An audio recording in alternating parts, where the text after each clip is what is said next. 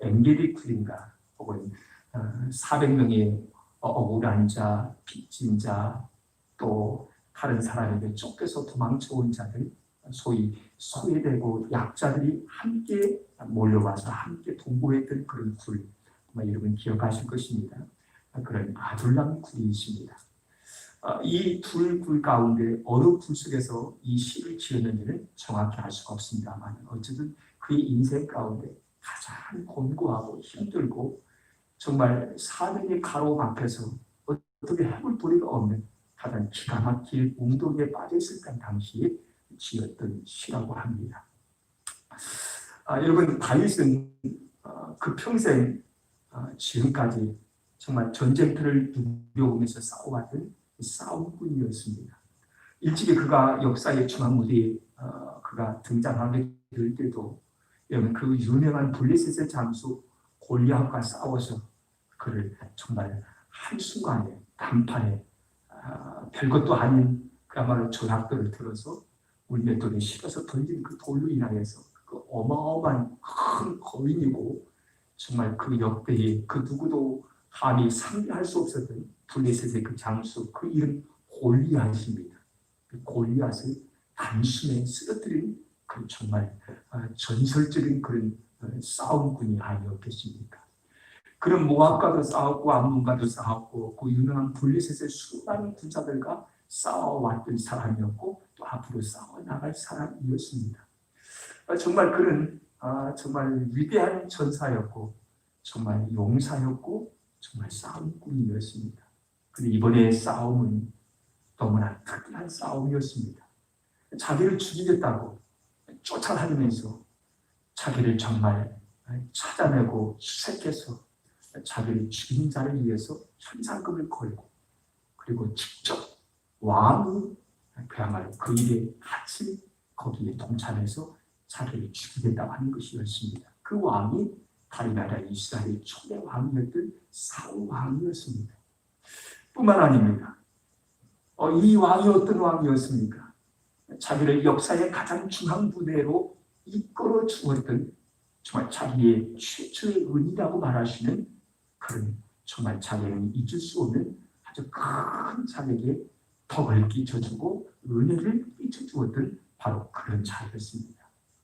여러분 아시는 바와 같이 사울왕과 다윗의 관계는 소위 부마의 관계 아니겠습니까? 사위였습니다. 그러니까 장인어른이에요. 자, 여러분 장인어른이 자기 죽이겠다고 쫓아오고 자기를 찾아내서 자기를 처참하게 자기를 살해하겠다고 심지어는 창을 들어서 자기를 내리 꽂아서 죽이려고 했던 그런 과거의 경험도 있지 않겠습니까? 여러분 골리앗 같으면 어떻게 해볼 수가 있겠지만 모압이나 암몬이나 여타의 다른 어떤 이방인의 적들이라고 한다면 어떻게 해볼 수가 있겠지만 장인이에요. 또한 하나님이 기름 부어 세워주신 이스라엘의 초대 왕이었습니다. 그러니까 자기가 그를 죽일 수 있었던 그런 기회가 몇 번이고 찾아왔었지만 결코 부하들의 말에 귀를 기울여서 그 말대로 왕을 죽일 수 있는 그런 절호의 찬스가 찾아왔었지만 결국 그렇게 할 수가 없었습니다. 왜냐하면 하나님이 기름 부어 세워주신 왕이었기 때문이었습니다. 이런 자가 지금 자기를 죽이겠다고 쫓아오고 자기는 그야말로 배수계진을 친 채 그야말로 정말 형편없는 불 속에 숨어서 지내던 그런 와중 속에 있었습니다. 여러분 같으면 이런 상황 속에서 어떤 생각을 할 수 있겠습니까? 도대체 어쩌란 말인가? 도대체 하나님께서 왜 이와 같은 천국을 하나님께서 만들어 놓으시는 것일까? 왜 하필이면 이스라엘 왕이 나를 죽이겠다고 나의 정말 말할 수 없는 가장 상극의 자기 원수 같은 자로 하나님께서 그런 자를 세울 수가 있었던 것인가?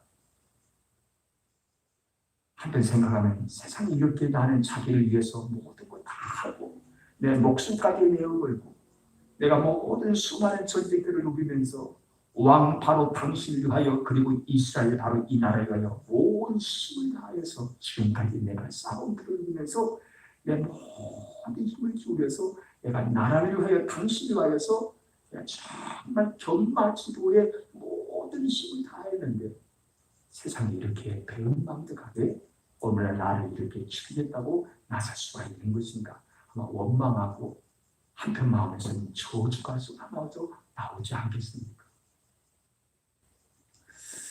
오늘 이 시편에 보면은 그런 그의 마음의 고심이 그대로 묻어져 나오고 있습니다. 세상에 어떻게 이럴 수가 있습니까? 언제나 이 재앙이 지나갈 수가 있겠습니까?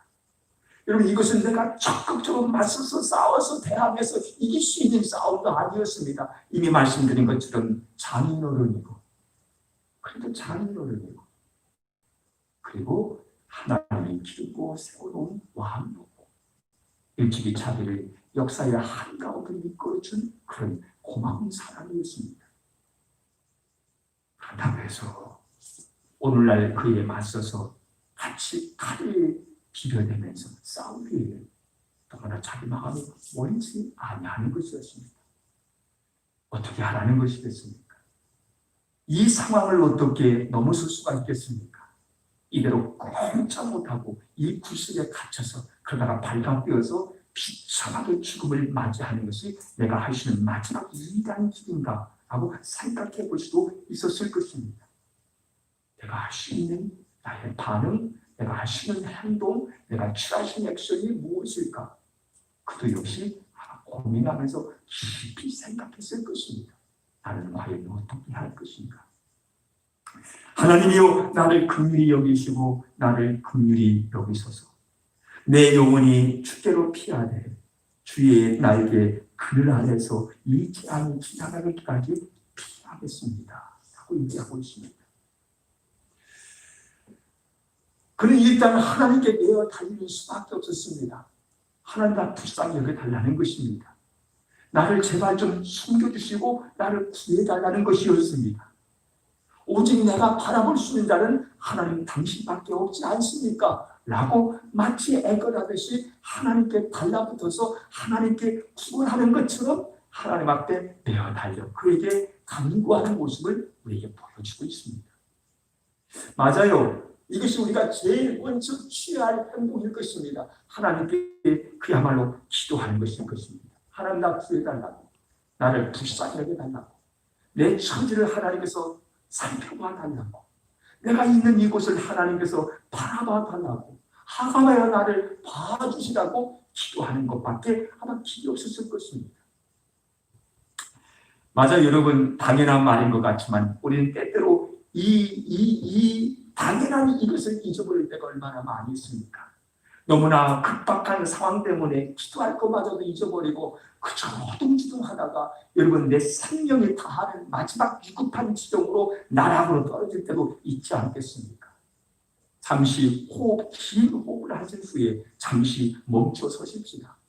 그리고 최소한도 기도할 수 있는 시간, 하나님 나를 긍휼히 여기소서, 하나님 나 불쌍히 여겨주세요, 나 불쌍히 여겨주세요. 적어도 이 단말만 같은 몇 마디의 말이라도 그분 앞에 토로할 수 있는, 쏟아내는 수 있는 이 시간만큼은 우리가 그야말로 비상식량처럼 우리가 확보하고 있어야 할 줄로 믿습니다. 하나님 나를 불쌍히 여겨주소서, 나를 긍휼히 여겨주소서, 나를 긍휼히 여기소서. 여러분, 이 짧은 시간에도 이 똑같은 말을 2번 반복하고 있습니다. 나를 긍휼히 여기소서, 나를 긍휼히 여기소서. 얼마나 그의 마음이 급박하고 절박했는지. 어찌면 2번 말할 만큼 그렇게 우인한 것 같이 들릴 수 있겠지만 그에게는 정말 절박한 상황이었고 절박하게 하나님께 외마디로 외치는 그의 비명 같은 간구였습니다. 아이고, 나 좀 살려주세요. 내가 죽겠습니다. 제발 나를 좀 불쌍히 여겨주세요. 떼거지를 쓰듯이 눈물을 뿌리면서 애걸하듯이 아마 여러분 저마다 하나님께 매어 다니는 자기가 늘 사용하는 여러분 간직하는 하나님께 접촉하기 위해서, 하나님의 옷자락을 붙잡기 위해서 여러분 내뱉는 여러분만의 기도의 상투가 있을 줄로 생각합니다.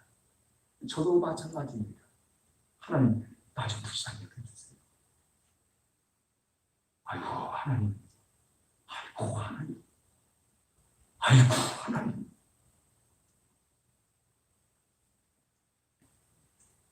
표현은 달리겠지만 저마다 이 기도를 가지고 있을 것입니다. 다윗도 정말 이 인생의 막다른 골목길에 처해지고 정말 더 이상 나갈 수 없는 곳에 그가 처하게 되는데 그도 역시 이 기도를 올렸다는 사실입니다. 내 영혼이 주께로 피하되 주의 날개 그를 아래서 이 재앙이 지나가기까지 피하겠습니다. 비록 여러분 별것 아닌 그를 숨겨주고 그의 운명을 보존해 주기에는 너무나도 빈약하고 너무나 쉽게 발각될 수밖에 없는 그런 석회암의 동굴에 불과했겠지만 그래도 그는 그 마음속에 한 가지 의지할 수 있었던 것은 적어도 하나님이 함께 해주시고 나를 불쌍히 여겨주신다 한다면 이 동굴이야말로 주의 날개 그를 아래와 같이 나를 하나님께서 살펴줄 수 있는 곳이라는 한 가닥 희망을 가지고 있었습니다. 객관적으로 보면 아무것도 아닌 것 같이 보이고 그야말로 가장 연약한 한 가닥 줄처럼 보이지만은 그러나 하나님의 은혜에 덮여주시면 세상에 그 무엇도 끊을 수도 없고 단절할 수도 없고 그 무엇도 걷어버릴 수도 없는 가장 강력한 생명줄 될 줄로 믿습니다. 이 은혜를 사모하시길 바랍니다. 여러분 그것이 너를 어떻게 보호할 수 있겠어? 내 생명을 어떻게 연장할 수 있겠어? 그 얘기에서 너를 구출해 줄 수 있겠어라고 저마다 말할 수 있겠지만 아니에요. 하나님 은혜 덮여주시면, 하나님 은혜 베풀어 주시면, 하나님의 긍휼의 손을 내 위에 얹어주시면 생명의 그늘, 주님의 날개의 그늘이 될 줄을 믿습니다. 다윗은 그렇게 하나님을 의지했다는 것입니다. 나는 참 여러분 2절 말씀이 너무나도 의미심장하지 않겠습니까? 저는 그렇게 생각했습니다. 내가 지극히 높으신 하나님께 부르짖으며 곧 나를 위하여 모든 것을 이루시는 하나님께로다. 그런 두 가지를 의지하였기에 이런 기도를 드릴 수가 있었습니다. 하나는 하나님이 살아계시다는 것입니다. 지금 현재 지금 이 시간 이 장소에도 여전히 하나님이 살아계시다는 것을 그는 철두철미하게 믿었습니다. 하나님이 살아계십니다. 어떤 분은 그렇게 말하더라고요. 하나님이 시퍼렇게 살아계십니다.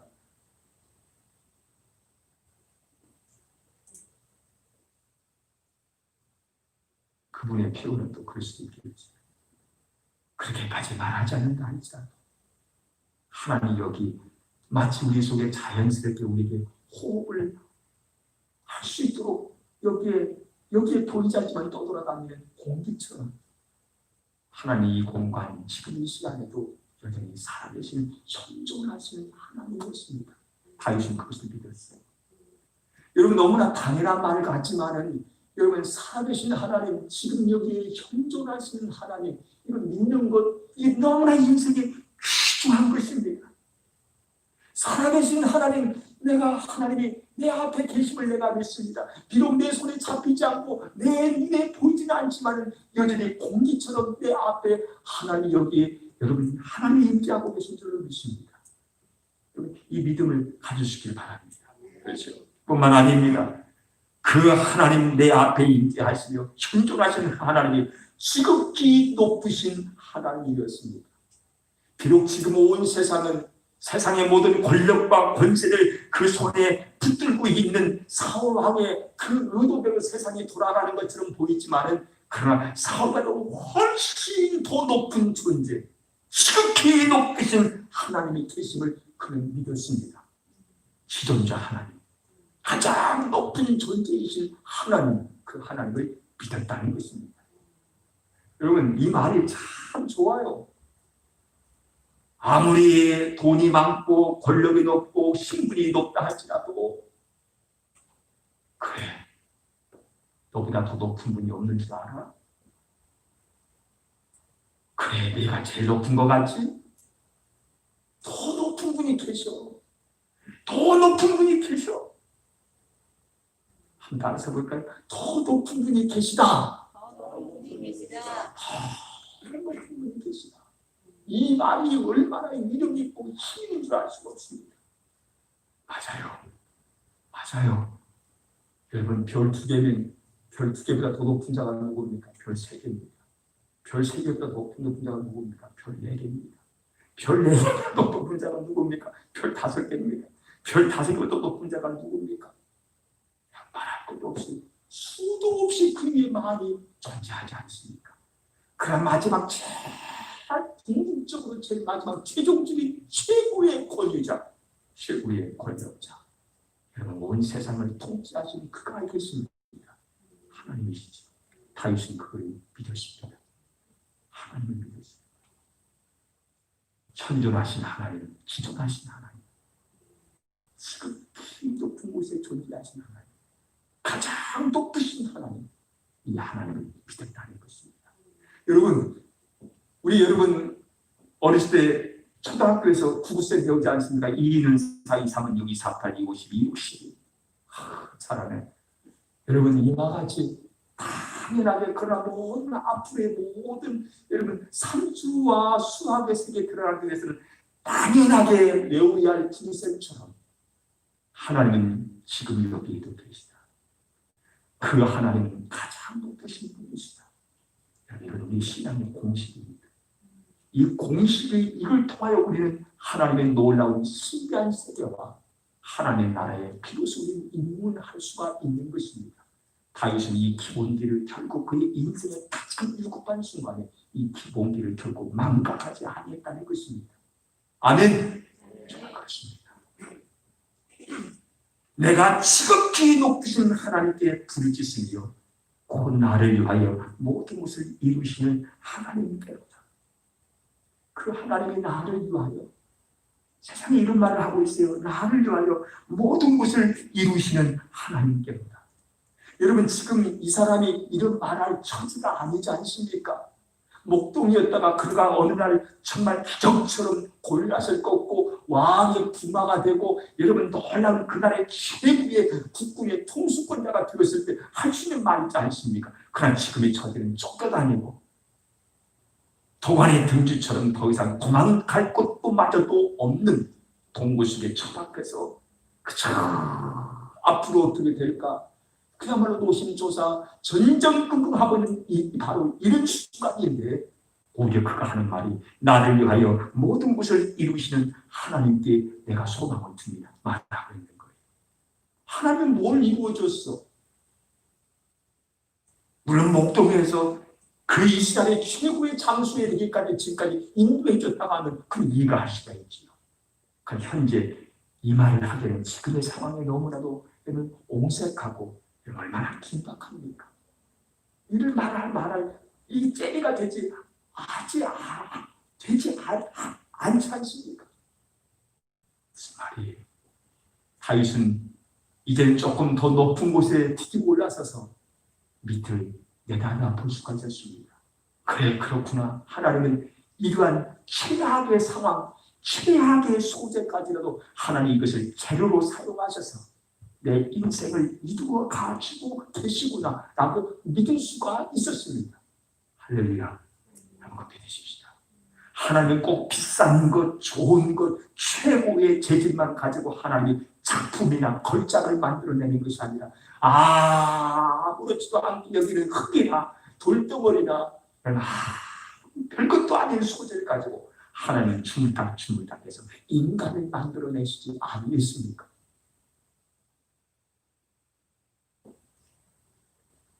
지금의 상황까지라도 하나님은 비키시사, 하나님은 주물럭거리셔서 내 인생에 가장 귀한 것을 만들어 내시고야 마실 것이다 라고 하는 그 소망을 가졌다는 것입니다. 나를 위하여 모든 것을 이루시는 하나님께로다. 그분께 자기의 소망을 걸었습니다. 다시 말을 가장 낮은 차원에서 말한다고 한다면, 내가 비록 저 이스라엘 왕의 부러운 3,000명의 군사들에게 쫓겨서 내가 시시각각으로 죽음의 그림자가 내 곁으로 찾아오고 있지만, 그러나 나는 이대로 죽지 않는다. 나는 결코 그 일로 말미암아 내가 끝나지 아니할 것이다. 나는 망하지 않는다는 것이었습니다. 할렐루야. 여러분, 결코 3,000명의 군사가 밀려온다 할지라도, 나를 찾아낸다 할지라도 나는 결코 여기에서 망하지 아니할 것이다. 왜? 하나님이 모든 상황을 그분이 주고 있다라고 그런 믿을 수 있었기 때문인 것입니다. 할렐루야. 여러분, 저는 정말 이 믿음이 오늘 이 시대야말로 정말 우리 믿음의 사람들에게 필요하다고 생각합니다. 시시각각으로 우리는 정말 사면에 정말 사면초가 같이 어려움을 당하고 있습니다. 교회도 마찬가지입니다. 사업하는 분도 마찬가지입니다. 모든 분이 다 마찬가지입니다. 그러나 여러분, 결코 그러나 이것 때문에 우리는 끝나지 않는다. 우리는 망하지 않는다. 결코 죽지 않는다. 이 믿음을 저와 여러분이 가지시기를 바랍니다. 그렇죠. 하나님, 이것조차도 하나님이 합력하여 하나님의 선을 만들어내실 줄로 믿습니다. 그렇죠. 때때는 우리 인생의 동굴에 처할 때가 있습니다.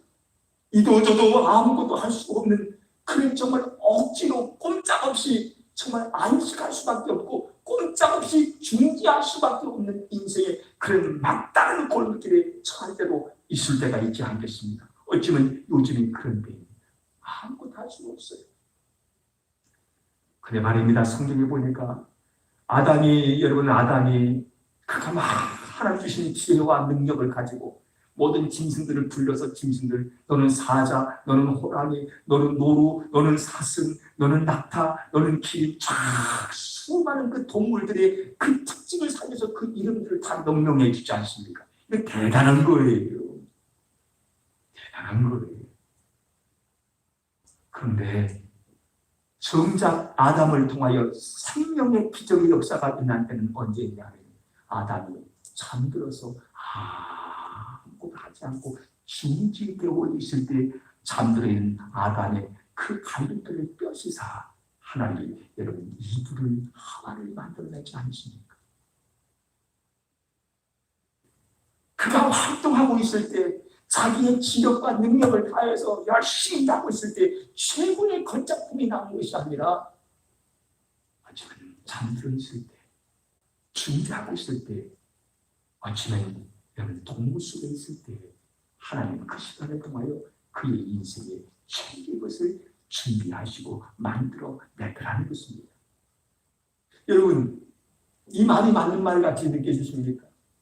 한 가지 더 예를 들어볼까요? 엘리야 얼마나 대단한 인물이었습니까? 얼마나 위대한 선지자였습니까? 갈멜산산 750명의 아세라 신상의 그 선지자들과 바알 선지자를 여러분 한순에 무찌르 버리지 않습니까? 근데 말입니다. 성경에 보면 그 엘리야만 우리에게 보여주는 것이 아니라 많은 지면을 할애해서 그거 못지않게 우리에게 부각시켜 보여주고 있는 장면은 그저 도망쳐서 사막 한 광야에 그저 곤비에서 쓰러져서 그저 노된 나무 그 보잘것없는 나무 이파리에 자기 몸을 숨기면서 그때 하나님께서 차라리 죽는 것이 낫겠다. 그저 한탄하면서 내가 비록 열심히 특심이었지만 내가 차라리 죽는 것이 낫겠더라고. 그 하나님 앞에서 토해내는 그의 그 장면이 우리는 영원히 잊을 수 없는 가기 힘든 장면이지 않습니까? 무조건 강하고 무조건 힘있고 무조건 승리하고 무조건 이겨낼 때만이 엘리야의 모습이 아니라 성경이 그거 못지않게 무게를 실어서 우리에게 보여주고 싶어 하면서 한없이 꺾어지고 약해지고 한없이 낮아지고 한없이 뭉그러지는 그 모습도 우리에게 보여주자는 것입니다. 그렇게 해서 엘리야의 반쪽면 합해서 온전한 엘리야의 모습을 우리가 볼 수가 있었던 것입니다. 사랑하님은 오늘날 교회는 이 일을 맞이하고 있습니다. 아까 우리 서 집사님이 기도하신 것처럼 교회가 세상에 또한 여러 가지 때문에 요즘 시탄을 받고 있는 그런 처지가 되고 말았습니다. 그러나 나는 오늘 하나님께서 이런 어려움을 통하여서 이 기간과 이런 시간을 통하여 하나님께서 우리가 차마 생각지도 못했던 위대한 일을 하나님이 준비하고 있지 아니할까 나는 그렇게 생각하고 있습니다. 하나님은 큰 개혁을 일으키실 것입니다. 일찍이 우리가 생각지도 못하고 보지 못했던 것을 하나님이 만들어낼 것이라고 나는 믿습니다. 중요한 것은 하나님의 살아계심과 그 하나님이 가장 높으신 분이신 것을 여전히 인지하고 인식하며 그 하나님 안에서 그 생명의 그늘, 그분의 은혜의 그 안에 피하기 원하는 자들에게 하나님 그와 같은 놀라운 일을 시작하실 줄로 나는 믿습니다. 사랑하는 오늘 동굴속에 처해있는 우리 모든 사랑하는 여러분들, 오늘 그 하나님을 믿으십시다. 그 하나님의 살아계심과 그 하나님의 가장 높은 자이심을 믿을 수 있기를 바랍니다. 여러분, 우리 성경에 관련된 한 인물 얘기를 한번 드리려고 합니다. 이분이 유진 피터슨이라고 하는 이분이 장로교 미국의 목사님이신데 성경을 보는 그 눈이 특별히 아주 특별한 눈을 가지고 있어서 자기의 어투로 성경을 번역을 해야 되는 그런 목사님이기도 합니다. 근데 이미 작고를 하셨습니다만은 영국의 그 유명한 C.S. 루이스와 비교할 만한 그 영성을 소유하고 있는 목사님이라고 소위 말하기도 합니다. 진짜 훌륭한 목사님이시죠. 근데 이분이 살아생전에 자기 며느리가 애를 배웠다고 합니다. 손주를 배운 거지요. 근데 막 자기 부인이요. 마음이 들뜨고 설레는지 옆에서 보니까 할머니 같은 자기 부인이 막 흥분하면서 막 그렇게 좋아하더래요. 근데 아무리 해도 자기는 무덤덤한 거예요. 손주가 태어났는데 며느리가 애를 댔다는 거 무덤덤하게 남자들이 좀 그런 면이 있잖아요. 무덤덤해요. 나중에 하도 부인이 들떠가지고 막 이렇게 막 설레고 있으니까 자기 아내한테 말했어. 여보, 나는 당신처럼 별로 그런 감정이 들지 않는데 뭐 애를 낳는 것이지 그렇게 기뻐? 그렇게 좋아? 이렇게 물어보았대요. 나는 왜 그런 아주 당신처럼 그런 막 그냥 그런 감정이 왜 나에게는 생기지 않는 것일까? 라고 자기 아내에게 포기했다는 것입니다. 이게 부인이 하는 말이 아기를 몸에서 오래 간직한 경험이 있는 사람만이 느낄 수 있는 그런 기쁨이라는 것입니다. 자기 몸에서 그것을 경험해본 사람이 그 기쁨을 알 수 있다는 거예요. 그 말에 자극을 받고 자기도 어떻게 아기를 간직할 수 있는 경험을 해볼 수 있을까 생각하다가 부인의 충고를 받아들여서 그 아기의 요람을 몸소 만들기를 시작했다는 것입니다. 이게 아기 흔드는 그 있지 않습니까? 그래서 이걸 직접 짜서 만들고 거기에 그 부드러운 손을 깔고 아기가 아무런 불편 없이 이렇게 거기서 잘 잠들 수 있도록 그 줄도 만들고 나무를 짜서 그네처럼 만들기도 하고 그것을 제법 오랜 시간을 거쳐서 그 아이가 태어날 때까지 조금씩 그 일을 직접 그 요람을 만들었다는 것입니다. 정말 자료를 사와서 그것도 비싼 자료를 사와서 몇 달간에 걸쳐서 손수 그것을 자기 손으로 만들었습니다. 그러자 드디어 아기가 태어날 때가 되니까 자기도 기 못지않게 흥분된 마음으로 그 자기 손주를 맞이할 수 있게 되더라는 것입니다. 굉장히 일리가 있다고 생각이 들어집니다.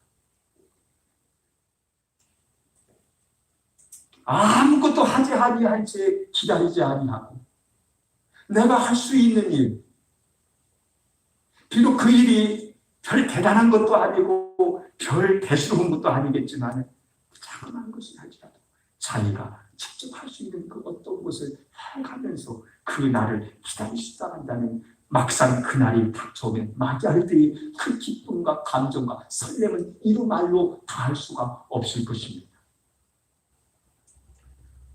오늘 이 시인도 보면 내 하나님이여 7절 말씀입니다. 내 마음이 확정되었고 내 마음이 확정되었사오니 내가 노래하고 내가 찬송하리이다.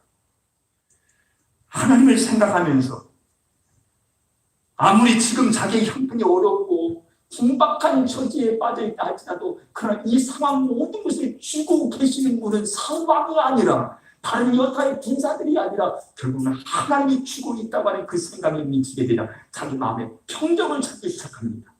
평안을 누리게 되었습니다. 그리고 자기 마음에 결정을 하게 되었고 확고한 마음에 결심을 하게 되었습니다. 하나님이여 내 마음에 확정되었고 내 마음에 확정되었사오니 내가 노래하고 내가 찬송할 것입니다. 사역은 그 어두운 캄캄한 굴 속에서 그가 내린 결론입니다. 내가 하나님을 노래할 것입니다. 내가 하나님을 찬송하겠습니다. 여러분 8절 말씀 그 유명한 구절이죠. 내 영광아 깰지어다. 비파야 수금아 깰지어다. 내가 새벽을 깨우리로다. 내 영광아 깰지어다. 내 영광은 무엇일까요? 그리고 자기가 할 수 있는 그 어떤 것, 하나님 주시는 은사, 자기의 능력, 어떤 손재주, 여러분 어떤 것이라도 자기를 빛나게 해주었던 그 어떤 것들이 있지 않겠습니까? 그것이 자기 영광일 것입니다. 어찌 보면 오늘 우리 임 집사님이 나오셔서 이렇게 악기를 하시면서 이렇게 연주를 하시는데 그것도 하나님이 그분에게 주신 하나님이 주신 그런 능력과 영광 아니겠습니까? 이걸 통하여 하나님을 찬양할 수 있다는 것이 얼마나 아름답습니까? 그래요. 없는 것이 아니라 하나님이 내게 주신 것 그거 붙들고 내가 다시 한번 하나님을 찬양하고 그분에게 영광을 돌려야겠다라고 생각했습니다. 비파와 수고가 꿰지어다. 쫓겨다니는 신세에 긴박한 이 신세에 죽음이 시시각각 찾아오는 그 신세에 무슨 수금을 생각하고 무슨 비파를 생각할 여지가 어디 있겠습니까? 그의 마음을 하나님이 모든 것 붙들고 계시다 라는 생각에 미치게 되니까 그 생각이 나는 거예요. 내가 내 목소리로 하나님을 찬양하는 것이 아니라 비파를 동원하고 수금을 동원해서 하나님 당신을 찬양하게 될 것입니다 라고 그 마음에 그리워지는 것이었습니다. 사랑이군, 우리 하나님을 찬양하고 하나님의 영광 돌릴 때에 여러분 초라하게만 생각하지 마시고요. 여러분 멋지게 여러분 상상하시며 그림을 그리시기를 바랍니다. 아멘이죠. 그렇죠. 여러분 수금은 뭔가 하니까 크루바 하프와 같은 거라 합니다. 그래서 약간 남성적인 소리가 난대요. 그리고 비파는 여성적이라고 합니다. 이 같이 어울려서 아름다운 하모니를 이룬가 봐요. 수금아 깨지어다. 비파야 깨지어다. 내 영광아 깨지어다. 새벽을 내가 깨우리다. 여러분 새벽을 깨울 때는 언제 새벽을 깨웁니까? 하늘이 막 생겨나서 나지 못해서 죽지 못해서 하는 일이 아니라 너무나 신나고 좋은 일이 생겨나고 무언가 내 삶을 활기차게 만들어주시는 일이 생겨날 때 그저 설레서 밤잠을 이루지 못하고 그저 새벽에 동토올 때 먼저 일어나서 그 새벽을 깨우는 경험이 여러분도 있지 않습니까? 그래요. 겉으로 보면 자기의 신세계 궁박하게 짝이 없지만 하나님의 모든 상황을 지고 계시고 이 악한 상황마저도 하나님의 재료를 사용하셔서 멋진 미래를 만들어낼 것이라고 생각하니까 막 하늘이 생각나는 거예요. 그래, 내가 여기서 하나님 구원해 주셔서 내가 여기서 탈출하고 내가 보호를 받고 다시 그 옛날로 돌아갈 수 있고 다시 사람들 모아서 다시 일을 시작할 수 있다 한다면 나는 이렇게 할 거야. 어느 지역으로 가서 누구를 만나고 어떻게 준비하고 어떤 일을 품고 어떤 사상을 가지고 어떻게 사람들에게 교화를 시키면서 다시 일을 이렇게 시작해야지 라는 생각에 미치게 되니까 그 새벽을 그냥 기다릴 수가 없어서 그냥 그 새벽이 되기 전에 동토하는 그 새벽에 일어나서 새벽을 깨우겠다고 말하고 있지 않겠습니까? 사랑하는 지금 우리는 아무것도 할 수 없는 때처럼 그런 때를 맞이하고 있습니다. 여러분 오늘 하나님께 간구하고 우리 마음에 소망을 품는 것은 우리 하나님들이 생각나게 해달라는 것입니다. 아멘. 그렇죠? 여러분 이제 이 여름이 8월 오늘을 기점으로 해서 내일인가요? 기점으로 해서 이제 8월이 지나가고 여름이 지나가는 것입니다. 그 빛나는 아름다운 가을 계절이 저만큼 문득 바로 기다리고 있습니다. 여러분, 우리가 아무것도 기습당한 것처럼 꼼짝없이 그냥 여름을 지냈습니다. 가을을 맞이하면서 과연 어떤 가을이 기다리고 있을지 몰라도 하나님 우리에게 할 일을 생각나게 하시고 설레는 마음을 주시고 흥분된 마음을 주셔서 그 가을을 생각하면서 준비하기 위해서 새벽에 설레는 마음으로 일어설 수 있는 일어나시는 저와 여러분 되시길 바랍니다. 내가 새벽을 기다립니다.